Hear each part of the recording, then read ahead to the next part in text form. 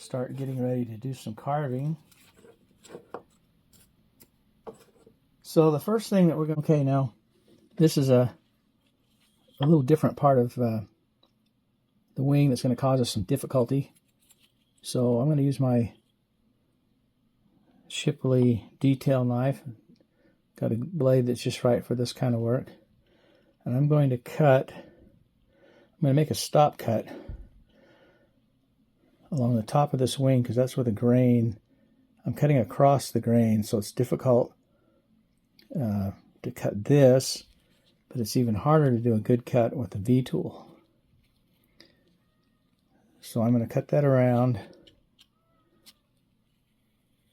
until I get to the grain that I want that's easy to use. We're going to create this part of the wing right here.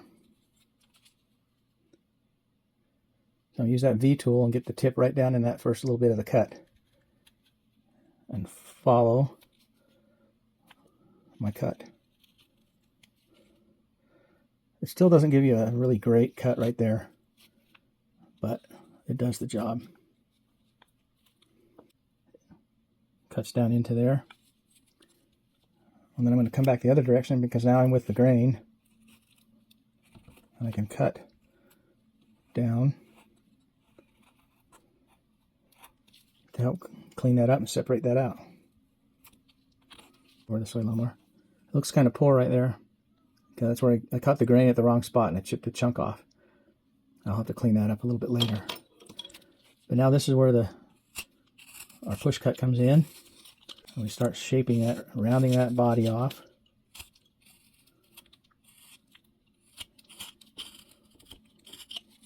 And bringing it over to that center line. Now if it gets hard to carve because you're catching the grain, just turn the wood over. Okay, you can turn the wood over, and depending on what you got going on, you use the paring cut.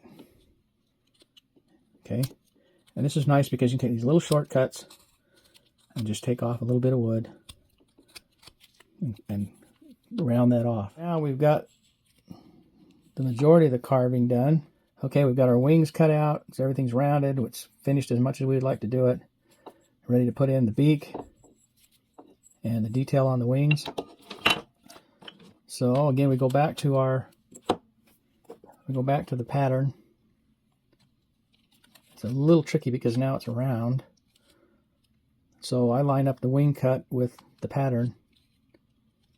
I want to mark these wing details with my needle. I've already done that on there. Again, I'll trace over them.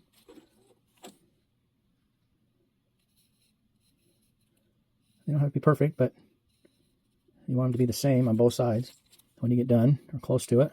Now I'm going to do that V cut. Angle the blade a little bit, plunge it in. You don't have to be fast again, just, we're not in a speed race. And we just cut that little piece out. Same with this. Follow along. Cut that out.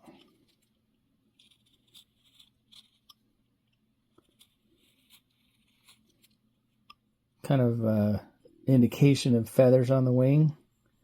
And this is the transition from the flight feathers to the other part of the wing. Okay, now in this case, I have cut this down and shaped it the way I pretty well want it to be.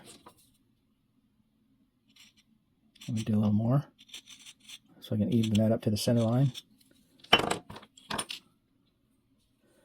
I'm going to mark my beak. I think I'm going to pare that down just a little bit.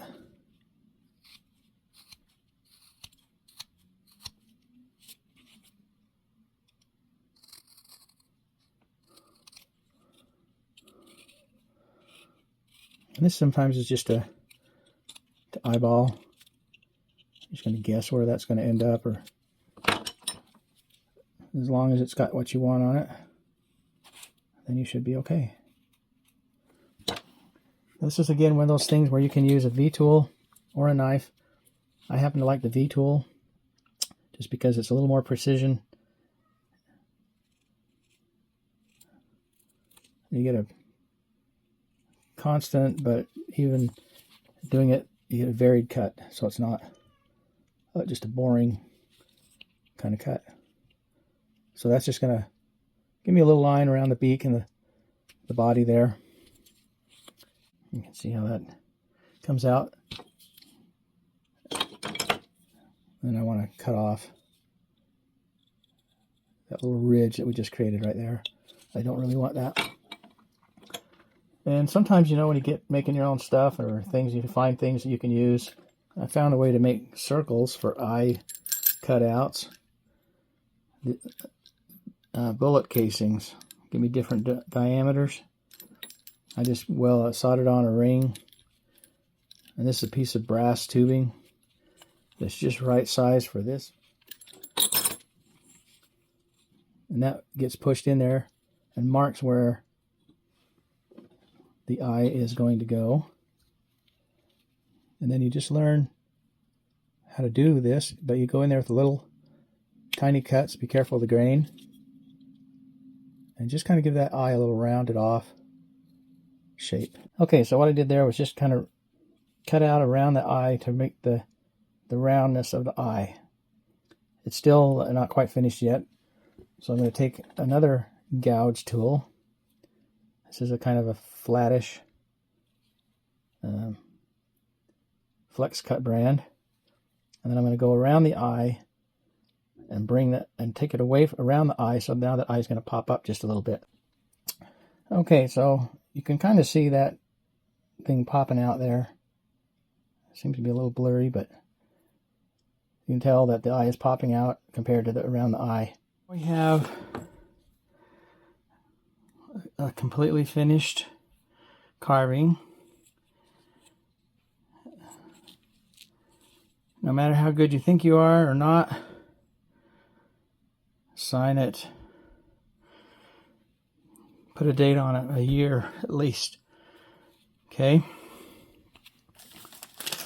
Thanks for watching. See you next Thursday on another episode of Carving with Grandpa Garth. Bye.